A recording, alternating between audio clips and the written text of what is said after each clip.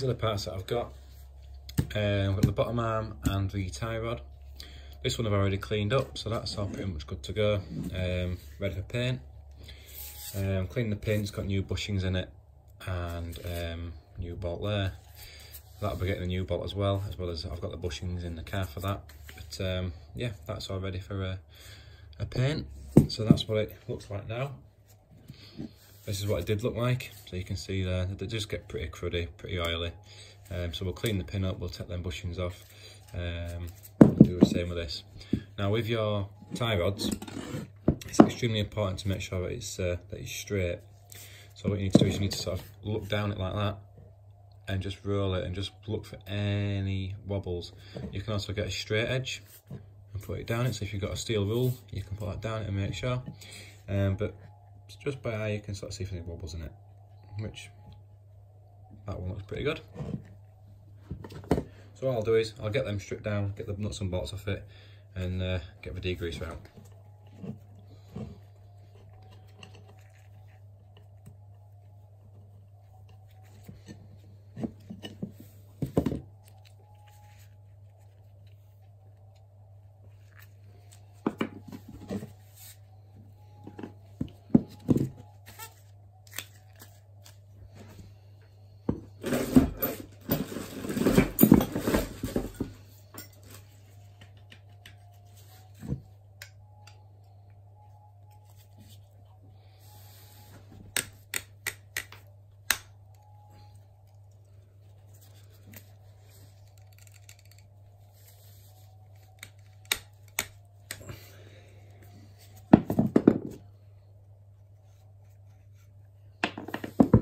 Just made a bit of a rookie mistake there, and it's something that I want to make you all aware. So these parts I actually got second hand from a chap nearby, for no other fact than they were cheap, and I can redo these while the car's actually still in the garage on the wheels, so that when I do the subframe it's all easy to drop on.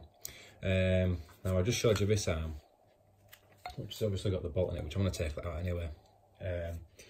But something to be aware of when you are buying sort of second hand parts. Make sure that what you are getting is what you need. So as you can see on the face of it, all these parts really, all these arms look exactly the same.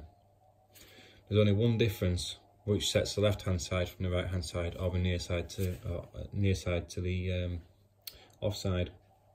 So, and all that difference is obviously if you've got a ball joint which goes in there, it will only go in one way.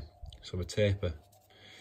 So it's a smaller taper here, and it starts here. So bigger hole there, smaller hole there, which means that when you've got it on the car, your ball joint will go in that way and then bolt on that side. So you know that this is for the offside, or shall I say the driver's side. Now the passenger side, obviously it needs to go in the same orientation in the car. So if I put that, how that's going to sit, that's got the bigger hole there and the smaller hole just there. A bit hard to see, but trust me, that's where it is.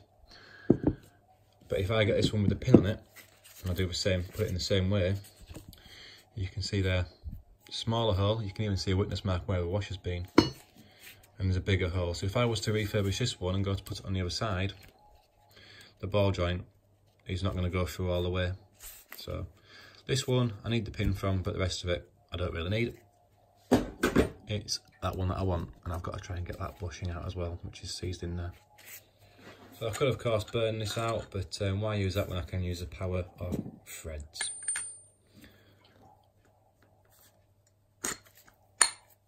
So nice big socket over that.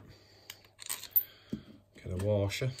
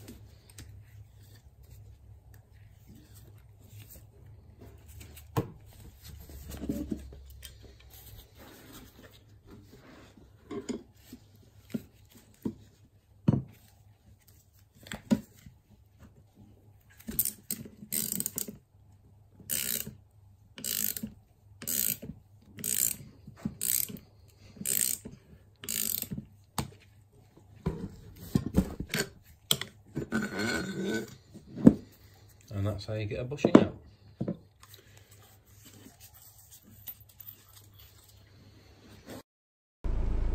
Right, well, I'm just going to narrate this bit because, to be honest with you, it's really boring watching somebody clean some parts up, so I'm just going to add some detail into what I'm actually doing. So what I've done just there is spray some Halford's and engine and oil degreaser onto the parts, let it soak for a brief moment, then just give it a good wire brush down. The reason for doing this is when you go to wire brush it, or when with a dual attachment, or in my case I'm going to use a nylon brush, I don't want them becoming clogged up and saturated with grease and oil and dirt because they're less effective. So your best bet is to get all the loose stuff off, all the yucky stuff off first, get it to a state where it's fairly clean, make sure you're happy with it, and then it's time you can go for your wire brush attachment. What you'll also see me do as well is I will just get some paper towels and just clean all that degreaser off, clean all the muck and the oil off it, because when you start spinning them wheels round, it'll just throw it everywhere. Where I'm at the minute, I'm inside the lounge. I've got a bit of plywood down on the floor to protect it, but it will start spraying, so I'm just going to make sure everything's nice and clean and we're not going to make a mess of the lounge. Same goes for if you're in a garage really, and yourself, you don't want to get your clothes mucky more than you have to do, and you don't want to get, you know, working in a mucky environment. So like I say, cleaning all them down. Now this wire wheel attachment, this nylon brush attachment, I've had this for a while now. It was recommended to me from Randy over at Lone Star Mini. I know that Adam Campion's used it and he's had some good results. I've found some really good results too. It doesn't cut into the rust as much, but it does do a really good job of cleaning up the actual part itself ready for painting. It doesn't scratch it too much, doesn't mark it too much. This has quite a lot of use and it's still working okay. I think it's a bit worn out now, so I think it's time to replace that now. Would also be ideal having a vise to hand, but I don't have one in the house. Okay, so I wanted to refurbish the pin, much like I did with that one. But the bushings, basically, they separated. So the actual insert is stuck onto the pin, and it is rusted solid. So with the tools that I've got in the house, I've basically got them. And if I had any chance of getting it off with them, it's just gone because it's just not happening. So, I mean, if I wanted to get them off that badly, I could get a little slitting disc, cut a slit in them to relieve the pressure, and then slide off no end. You could also try heating them up, or a bit of brute force with a hammer. But I've got another 2 pins on the car, which I can reuse, and to be fair, it's not getting painted, it only gets a wire brush to clean it up. So that's an option. Or just buy a new pin, depending on what the other ones come out like. That one for me is not worth the effort. So that one, I'm just going to keep it in the box of spares, to be honest with you. So, where does that leave us? Well, not in a bad place. Because now it means that I can at least paint up all of these components, which are for the front suspension.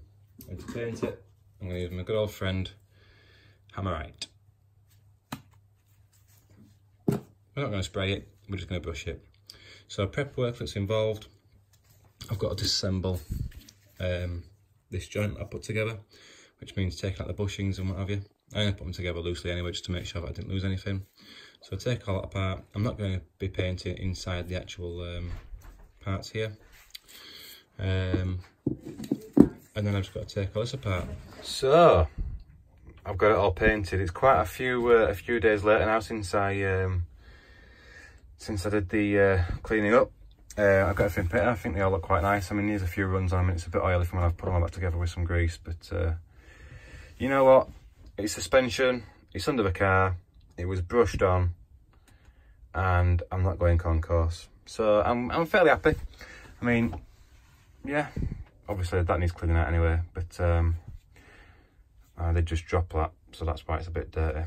But got it all reassembled. Will look fairly nice. They'll do the job that I need them to do.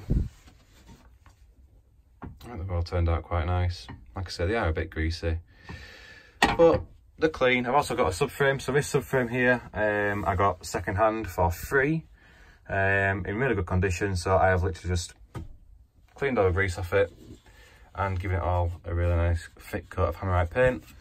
There's my other lower arm. Again, you can see there, it's not got paint inside of it. You should never put paint inside any of the tapers or anything like that. So, like my tapers there, nothing's been painted. So I've got all the bushes, all the pins for them. I did start assembling this side a little bit, just pretty much dry assembling. So I've got the new bushings in there, I've got the pin. Need to get a new bolt for that one and a lock washer. And I've also got the bushes in the car, as well as a new nut for that. But the bushes, like I said, they're in the car. I've just loosely assembled this so I can get a feel for what it looks like, how it goes together. So yeah, we're getting there.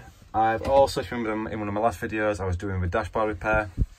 That's my 3-clock binnacle part, in good condition. So I've literally just Scotch Brighted that up, ready for its lick of paint, which should be in my next video, or one of my next videos.